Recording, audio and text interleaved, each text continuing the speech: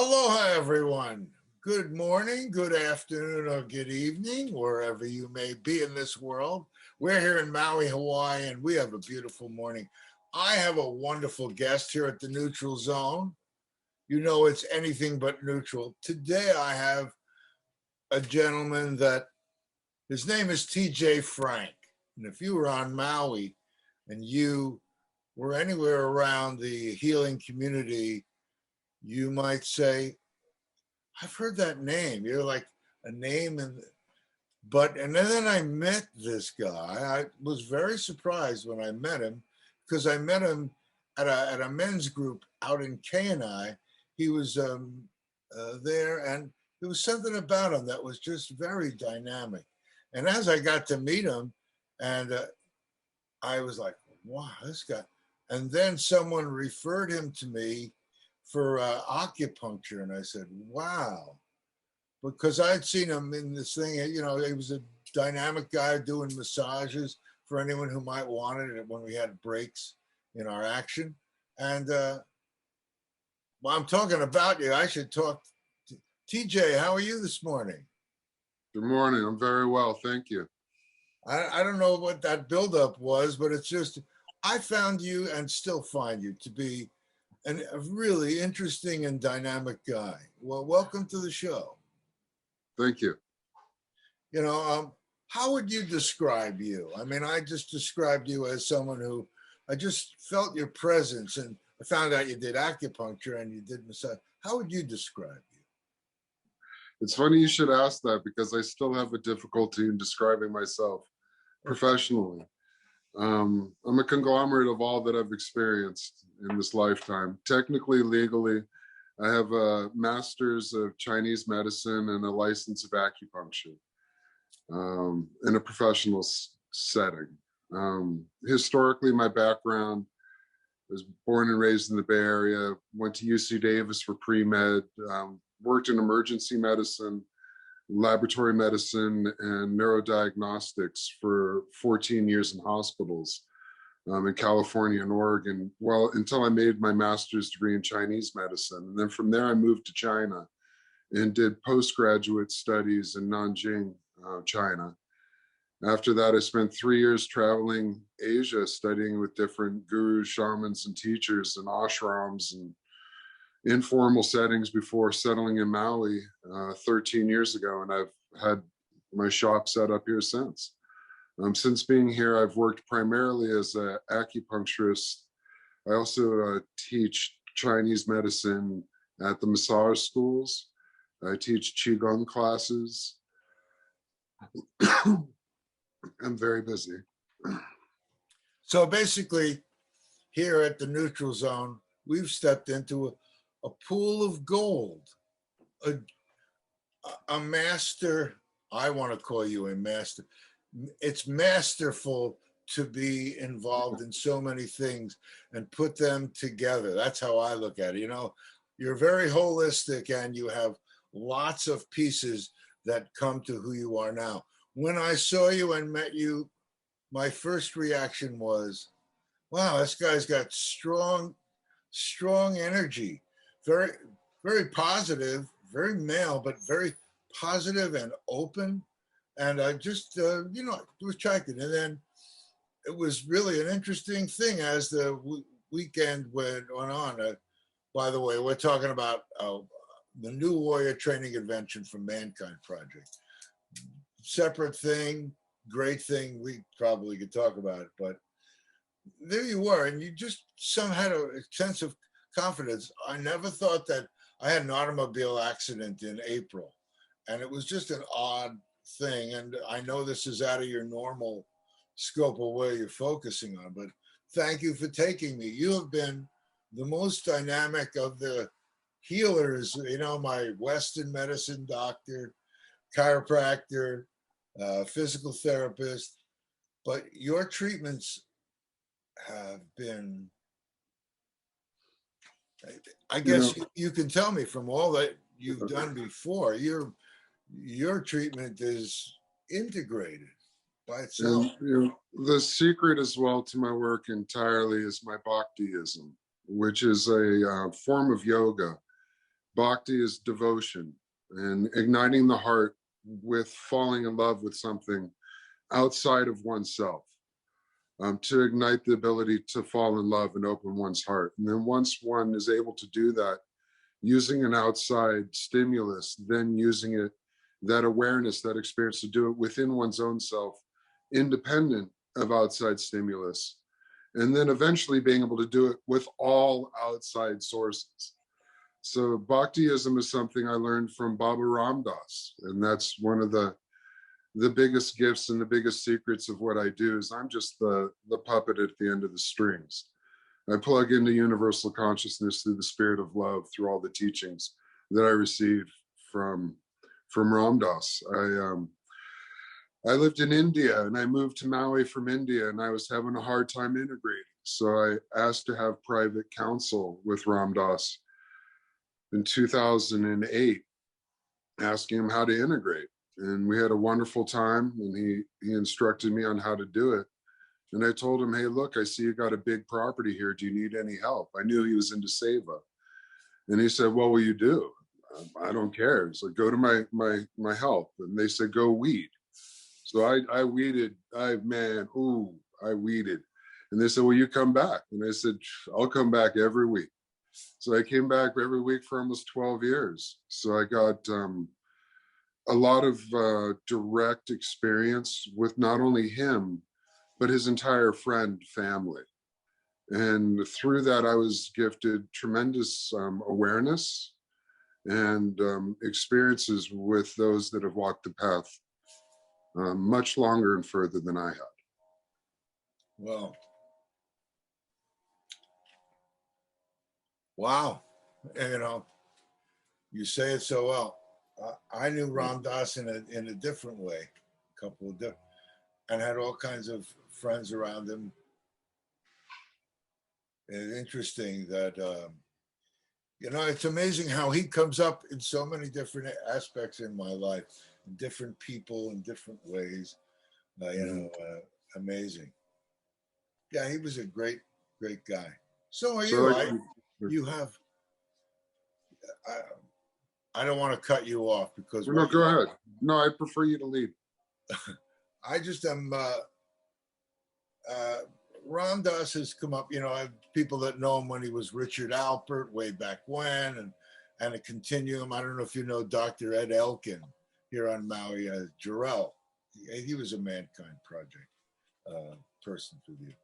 He's up at Kula Hospital, and we have a couple of different friends that know him from way back when the circle of expansion was, you know, Leary, Ed Elkin, Richard Alpert, you know, and yet to see the transformations in him and his growth and what he's done for my generation. I don't know how old I'm 70, so I look at you and I think, wow, you come with a very young energy. I'm guessing that you're somewhere in your 50s. Am I somewhere close? I'm 46. There you go. So then it even more clearly, you're wise.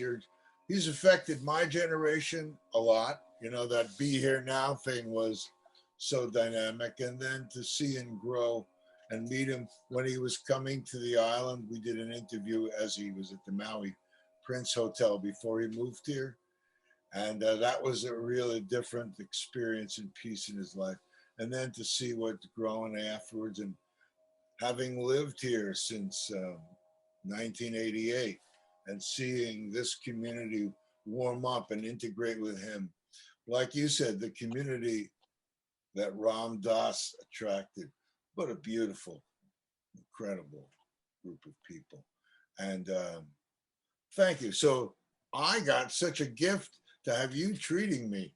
I am just amazed. I've never experienced something that felt so complete as it was happening. Like the last treatment that I had with you,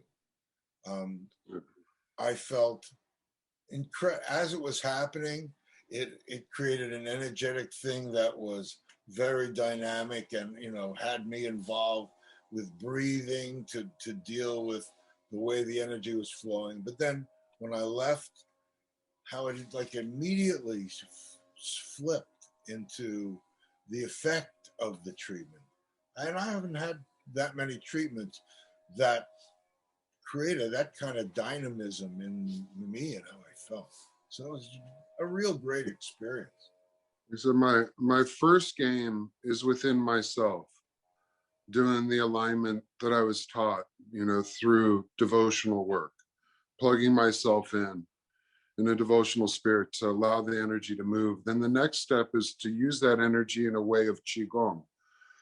And Qi means energy, Gong means work. So we call it energy workers in our culture. In China, they say it's a Qi-Gong practitioner. So I first plug myself in through devotion and then into the energy of the heaven and earth and conduct it through my center. And then I'm directing it through my movements. Qi-Gong can be satisfied in three ways. People can move the energy through physical movement, intentional movement, and breath movement. So I first plug myself in, plug into energy and earth, direct a tremendous amount of energy through me. And then I plug into people with polarity of my hands, projecting, receiving, creating a polarity loop through my body, dropping that onto a meridian system, and then doing the Qi-Gong with somebody in front of me. The same stuff you'd see somebody out in a park playing with the energy and beaming the energy in and working with the Qi, but I'm gathering the Qi and moving it outside of myself. While I'm doing that, I'm doing it through the vehicle or the method of Shiatsu. So Shiatsu is from Japan, and Shia means finger and Su means pressure.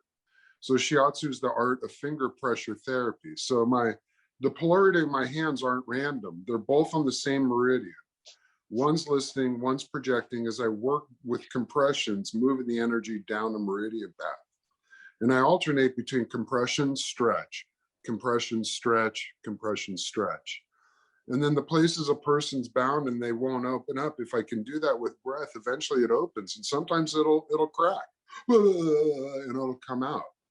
If I go through all that work and it doesn't come out, I can double in and strengthen in, and sometimes I will. Sometimes that's appropriate. Other times I'm armed with needles.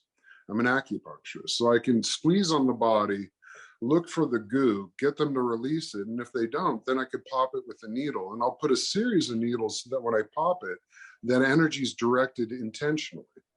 And I could take it out the hands or the feet or through certain vortices of energy in the human body, front moves, back shoes. These Chinese medicine concept of opening portals on the front and back of organs. Or I could direct the energy up and out through the brain to induce consciousness so a person can connect in mentally to the feeling in their body that they're holding. So that gives a little overview of how I work. As far as plugging myself in, conducting the energy, directing the energy into a person, moving the energy intentionally in such a way that it opens up their blockages. And then if they're unwilling to do so or still resistant or holding, then I could release it with needles. If that still doesn't work, I could put on electricity to the needles and blow it up. Which is really quite effective for those that are really strongly resistant or to parts of the body that are resistant to opening. If that's inappropriate because of person's sensitivity or what have you, then I also have more subtle methods of cupping and moxa. If I push on something and it just hurts too much, I'm not going to push harder. I can use suction to release it. And then there's a lot of conditions as well where heat is the trick to melt it. So you might hear at this point that I'm pretty desperate to open people up, and I just rotate through my repertoire until I find something that opens them. And I like to joke, earlier in my career I would just rip them open just because I was extremely altruistic. I really wanted to help them, and also I was trying to build a reputation and a career. Now I don't push as hard. I try to bring people to their threshold and just a little bit beyond. I don't have to rip them through. So that's a little bit about my work professionally around the table. Well, rip them through energetically, you're talking about. Yeah. I mean, taking them from where they are now to someplace more advanced than where they are, that they're longing to get to, past their blockages, to rip them through their blockages, not to rip the flesh by any means, but psychologically, emotionally. I'm of the belief in my understanding from Chinese medicine. Oh, yeah. Do you have something to say? I had my hand up and I said, "Where's my hand?" I have this green screen behind me and I'm looking Very at good. the image and saying, "Hey, I was trying to make some kind of," and I picked that one up. Okay. Sorry. So, No worries. so Go ahead. energetically, like you say, the way you work on the table, you work on the table, I want to say, and above the table. You expand I mean, I guess as a patient, I feel tremendous change and really very dynamic work. I'm really, the more I get to know you, the more I recognize all the other things. But the work that you do is really worth noting. I hope people will easily find you. You have a website and ways that are easy for people to get in touch? Yeah. So to that, my website and my method I've coined as Bhaktiatsu, as a Bhakti practitioner that does Shiatsu. I So see. Bhaktiatsu is my webpage, Bhaktiatsu, Bhaktiatsu. Is a way that people can find me. I teach .com. Qi-Gong. Go ahead. Yeah, Bhaktiatsu.com. So I teach body work methods, Shiatsu and Bhaktiatsu, and that's all available online through Bhaktiatsu.com. I've been teaching a 20-hour introductory course and a 50-hour full course for 14, 15 years now. So that's been recorded and is available commercially. And then I also teach Qi-Gong Friday mornings, 8 a.m. in Hawaii. And that's for free on the internet. And there's all sorts of different Qi-Gong methods that I've put out there for free Is to that a increase people's awareness. same website? Yeah, and you could just look up YouTube TJ Frank Qi-Gong and you'll find all sorts of stuff. Okay. I was blessed not only to have the grace and presence of Ram Dass's, friendship, but I've also come across many other masters in my path. And two of those are master Qigong lineage holders. And I've studied with them now almost 20 years, and both of them have sanctioned me to teach their Qigong methods. One of which is Madame Liu He, and the other is Master Roger Lore. And they're the ones that have certified me to teach all these Qigong methods that are online. Wow, that's fantastic. Yeah. I feel very blessed to I just got lucky. And because I got lucky, part of my kuleana or responsibilities to pass it on. Well, it's your background with Western medicine and conventional. I use some kind of reference of a work environment where you're coordinating all kinds of things that are way beyond, That's why I have a hard time defining myself professionally. Yeah. Because it is a conglomerate of all that I've studied. My undergraduate, even though it was pre-med, in specific was cognitive neuroscience. So that's what my degree at UC Davis was what's the neurological substrate of the brain and how does that give rise to our perception of reality? And through that study, it was amazing and informative, but it didn't answer the questions that I had. So I extended my learning to Asia and mysticism and religions. And then that culminated in my studies in Chinese medicine in specific. Through that, I discovered it's not the brain that's holding the memory information as much as in the body itself. I like to summarize it that the brain is the circuit breaker, but the body is the system. It's the motherboard, but this is the computer. Well, another way to say it is the memories are in the flesh. When we have an experience or we hold an emotion, it's in the form. It's the brain's the circuit breaker, the bridge, the conglomerate. But the memory body emotions, the thought feelings are held in the flesh. They're not just held in the flesh randomly. There's 12 belts or 12 meridians, like 12 guitar strings of different thicknesses that vibrate with different frequencies, just like a guitar. These frequencies are our thought feelings. It's not a thought, it's not a thought, it's a feeling, it's a thought feeling. Creates a vibration, and each vibration hits a different chord. And we're supposed to have fluidity through all those, unless we have a traumatic experience and one locks up.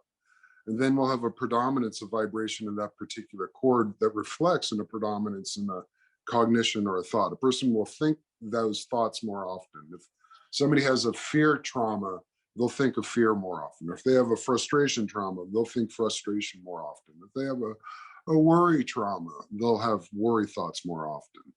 And that corresponding meridian will constrict or hold, correlating to that. So my job is to crawl on people and figure out which strings are too tight, which ones are too loose, and where is that hold along that string, and how to release that so that the string can vibrate more harmonically. And a side effect of that is the symptom associated with that string also releases.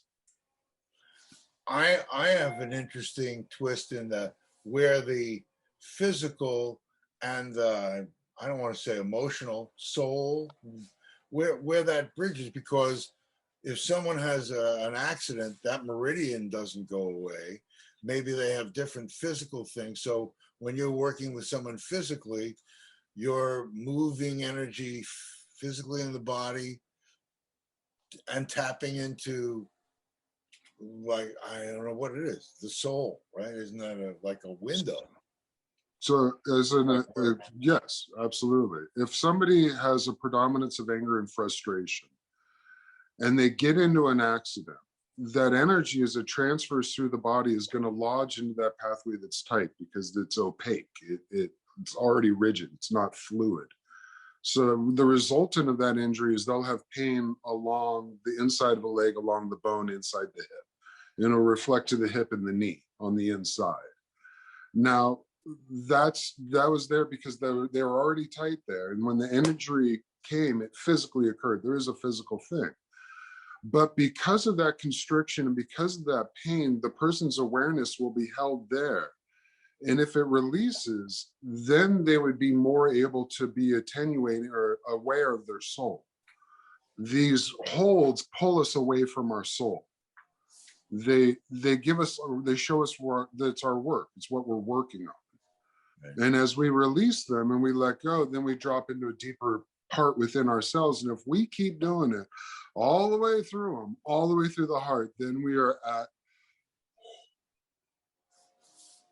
the one with full openness and reverence. So it's a constant challenge, fight, or work in our lifetime to deal with the tugs of the human form and the physical, to hold them into the center, to plug into the one. And I personally have the belief this whole game is designed so that we can do it at the moment of our own death.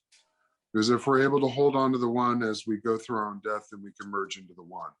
And if we're still gooed up, blocked up in the moment of our own death, then we're going to have to play that out again, whatever that looks like. Yeah. So yeah, there is a window from this physical body method to the emotional, psychological, vibratory to the soul.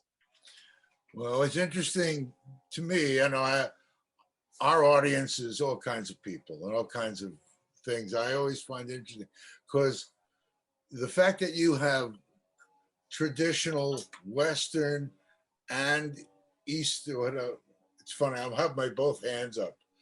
Oh, there they are. It's very funny. There I am.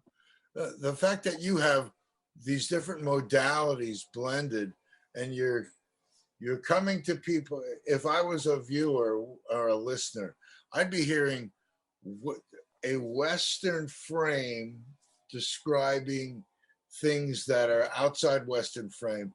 And I would be so excited. I have been excited. Like I say, of all the practitioners that I have that are in my world, you've been the most dynamic. And I also can see that acupuncture is, you know, for a specific incident, but it also is something, it's almost like coming back for regular treatments, that it can become a real help to open up all kinds of paths. And it's really, yeah, I have an ex-wife who is studying to be a doctor of acupuncture.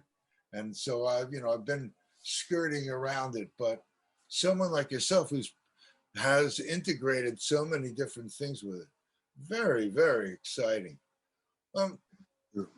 If I were to say, we only have so much time, what are the most important things that you would like to share, both about you and your practice, but things that with our global audience, right? Audience?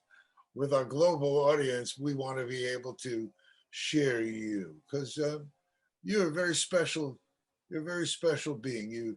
You spark in me an awareness that we all, can be what we choose to.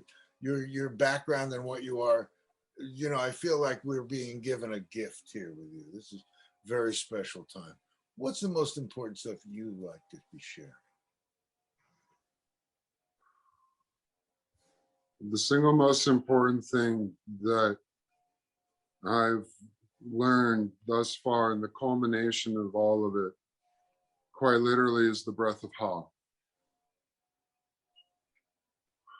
If everything had resolved, if everything had worked out, if we are at peace with everything that's ever happened in our lives, we would spontaneously just say, aha. So here in Hawaii, we got this thing we call Aloha. And Aloha is a collective spiritual agreement that we all try to be aware of the breath of Ha within ourselves and others. The breath of life is what the Hawaiians call it. So that's the culmination of it all, is the breath of Ha. And lots to be said from that. As Baba Ramdas taught us, be in the moment. And I'm of the belief the more moments stack up to create our lifetime. And the more of those moments that we can hold in Ha, the better our life's going to be. And the beauty of the breath of Ha is we can do it in the face of tremendous adversity. In contrast is the breath of any of these other breaths that people hold. And we could culminate an entire life cultivating such a breath, bringing in people to play out scenarios to validate it, telling ourselves past stories to validate it, whatever we have. In contrast is the breath of Ha. So in yoga, we got this concept of drishti and pranayam. Pranayam being the Ha, the way of the breath. And drishti is the focus of the mind. So, the first is the focus of the breath, Ha. The second is focus of mind. Just think about something you like and hold the breath of Ha, and you're free. Regardless of what's going on in your external environment, you'll have a better outcome. You'll perceive less pain. You'll heal faster. You'll recruit better events into your life, all of it. So that's the culmination of everything I've discovered thus far, is that simple. Wow. Wow. That's what I learned living on Maui. Now can we do it in the face of all people, all places, and all events, through all of the past, all the present, and all the potential future. And if we could hold the Ha and the drishti on the gate of light in the face of all that, we're done. I just want to get 51%. I asked, if I'll ever get all the way. No. But if we could do it more than 51%, I think we'll move in the right direction. 51% of the mind moments. Yeah.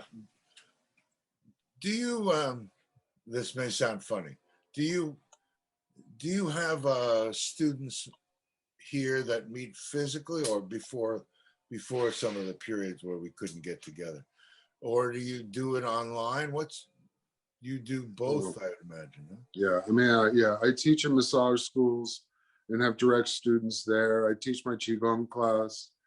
I have so many previous students that I've taught that have since moved off to other parts of the world that call me.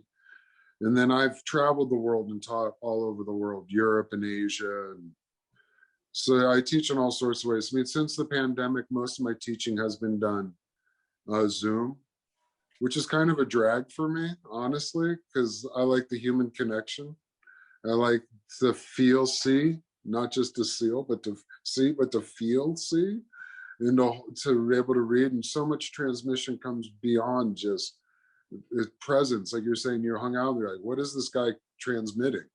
You know, there's presence. I prefer, and then also I'm a really social creature. I like teaching with a group. I like to sit and do question and answer. So I teach Qi-Gong now, and I may have a couple hundred people doing Qi-Gong with me, but I don't know who they are. I can't see them. I can't laugh with them. I can't feel them. I can't circulate energy with them. I mean, it's great to broadcast it out in the world, but I do miss person-to-person group teaching formats. As far as traveling the world to teach, I did that for years until I found Maui, and now it's harder and harder to get me off this rock. I prefer to sit here and have people come to me. I will, and I do plan. I have a young family and young children, so they're now 7 and 9. So eventually I'll have the freedom to once again gallivant. But for the time being, I'm quite content sitting here on Maui, beyond content. I understand. I haven't been off Maui, I think it's since 2008. So it's also been a while for me. Wow. Nice run, brother.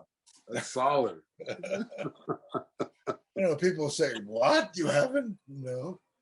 I get reverse island fever. The longer I'm here, the more freaked out I am at the thought of leaving. Yeah, I'm loving it. And yet, you know, we have more and more visitors. What a crazy balance we've been here. I enjoy it. I enjoy the visitors. And my thing is, I want to be able to share who and what we've got here in a virtual way so that people all around the world can see what can happen if we integrate resources and do things in a cooperative way. You know, Mama, arts and music and showcasing things in environment and music and people, I say healers. I use that word in a very loving way. I have so appreciated Maui as a base to be from. It's, what can I say? I don't feel like it. Why would I go anywhere in the world? I feel perfectly balanced here. You know, living in this amount of light is quite extreme. And I offered a model of the human body with holdings in it. And I'm of the belief with that much energy coming in, those holdings are harder to hold. And they come to the surface full on, faster and faster as we let go. So I describe this place as a spiritual crucible in some ways. It burns the stuff out of us. And sometimes it's intense, and some people retreat into some spiritual complacency. Places where we're not forced into so much work so much. I'm of the belief that spirit wants to connect with us as much as we want to connect with it. And as beings, we have the propensity to hold on to traumas or attachments and rejections. And each of those holds separate us from spirit. And it's part of our work in this lifetime to let go of those holds. And living here amongst this much light enforces that. I like to say that Mother Maui, the mother of Maui, loves us so much that she won't allow a single stone to sit unturned. Even if I'm too shy, afraid, ignorant, complacent to flip those rocks, she does them for me. So for those with strong spiritual fervor, this is a wonderful place to live. Even with that fervor, it's challenging. And for those that don't know about it or are disinclined to do that work, living here is horrific, or can be. So I do understand why people leave and why people want to leave in the spiritual sense. There's also the physical distancing from our families and our friends in the mainland. That's extremely painful for me at times because my love is very strong. There's other things that chase people off island, but I'll keep the list at that. Well, that one rings true for me. I've felt tremendously separated from my family, and that's been It's a big cost. big cost. Yeah. But they do have We're still here. Then they still have Maui to visit. So that's not a bad. That's one reason I chose Maui over several other locations on the planet that I was looking to settle. Because of the nature of my work and the dynamics of my work and the effectiveness of my work, I was presented with the opportunity to place myself anywhere. There is so much work, no matter where I go. There's so much. So I chose Maui to be in the pre-existing path of my family. They all came here. I'm from California, so we visit here a lot. So yeah, I position myself here to be in their current. Speaking of position, you'll find this interesting when you look later. The way the visual is right now, right here at your third eye is lit from the light above. You're perfectly balanced and touched right by your third eye. Very interesting experience. That's the position how you're on the screen. I'm a Qi-Gong practitioner. I could attenuate that. Yep. My Qi-Gong master came. You asked me before the interview if I had any props. I should have grabbed this one. My Qi-Gong master, Roger, came and visited. And when he left, I'm like, please leave me a card. Put a signature on it. I want your fragrance. Leave me a card, you know. So he pulled out his card, and on the back, he drew a dot, a triangle up, a heart, a smile, and a line below. So the dot was heaven, the line below was earth, yin and yang. And then the triangle was the third eye, the heart was the heart, and the smile was the belly. And he was trying to show me what you were saying, stay connected and be balanced. In Chinese medicine, we have this concept of the three dantian, the three energetic centers. And those three dantian, they overlap to create the 7 chakras. It's a level below the chakras. So we try to keep them balanced. And by doing so, the chakras stay balanced. So give you a quick, they're not entirely equal. There you go. There you go. So you see how the 3 dantian, each dantian has an upper, middle, lower, but they overlap to create the 1, 2, 3, 4, 5, 6, 7. The dantian's a level of harmonic below the 7 chakras. And then that whole thing creates the microcosmic orbit, which is the loop around the whole thing. And when the whole thing's switched on, then it ignites the cord in the center, the Sushamna Nadi or the Chong. So the Chinese have a saying, from the all none comes the one. From the one comes the two. From the two comes the 3. And then from the 3 comes the 10,000 things. So it is really quite an art and a sophisticated, subtle, phenomenal, to work on keeping all these centers centered and integrated and aligned. It's a breath by breath, mind moment game.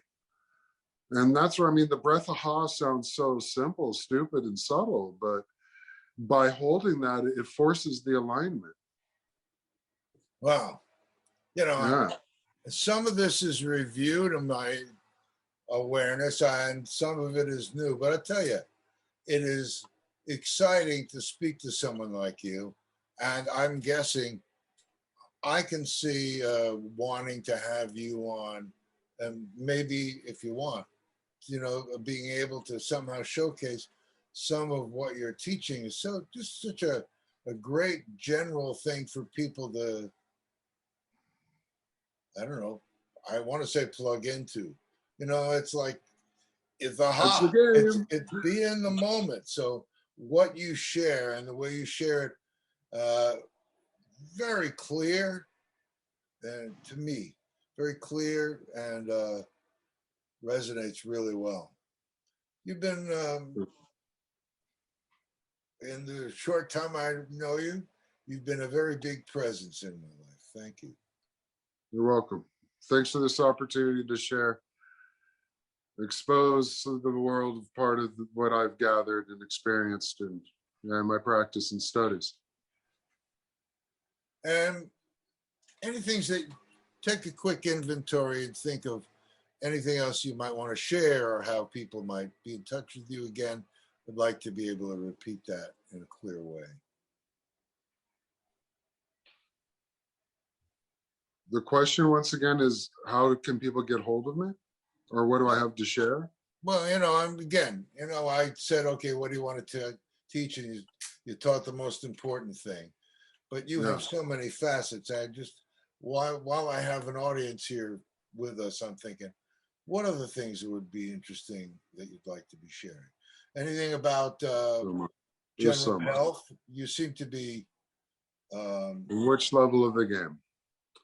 So, I mean, one of the things I do like to teach and offer is story, actor, and drama. One of the courses I teach is the 4 diagnostic methods of Chinese medicine: looking, listening, asking, and feeling. And within the listening quadrant of the 4 diagnostic methods is to listen between the lines, the tone of a person's voice, the nature of their story. Within the nature of the story is story, actor, and drama. Most of the information a person or client feeds me falls into one of those categories. It's either the story of what's going on, the drama that's being acted out, or the players in the drama. So it's a way of categorizing the information coming in. These goo balls that we hold based on trauma require entropy. They require energy to hold together.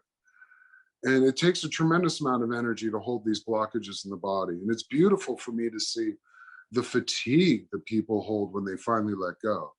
I mean, hold a rock up for a minute, it's no big deal. Hold it up for a week. That bug is going to get heavy. And it's the same thing with the things we hold in our lives. So because it's heavy and it takes energy, sometimes we even forget why we have it. And we play these cycles out over and over to revalidate why we've got to hold on to this thing that's a trauma or hurt. And these traumas could have happened in our lifetime, but it could have happened through our family. Don't forget what grandma said. Or it could have happened in our culture. Don't forget what they've done. These holds in the body, we forget why we do it. And occasionally we have to recruit people into our lives to play out events to validate the holds. We bring in actors to play out dramas to validate our stories. And almost all the events and people in our lives fall into one of these categories. It's astounding.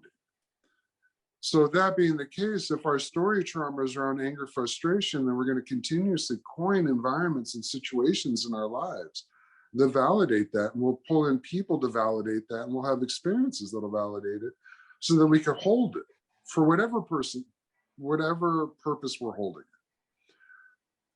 So choose the story, choose the drama, choose the actor wisely, and keep an eye out on your own story, actor, drama complex to make sure you're validating the parts of yourself that you want to cultivate. If it's a bhakti-centered awareness or heart devotional center awareness, then continuous repetition of things that invoke love in your being will help lead you on that path.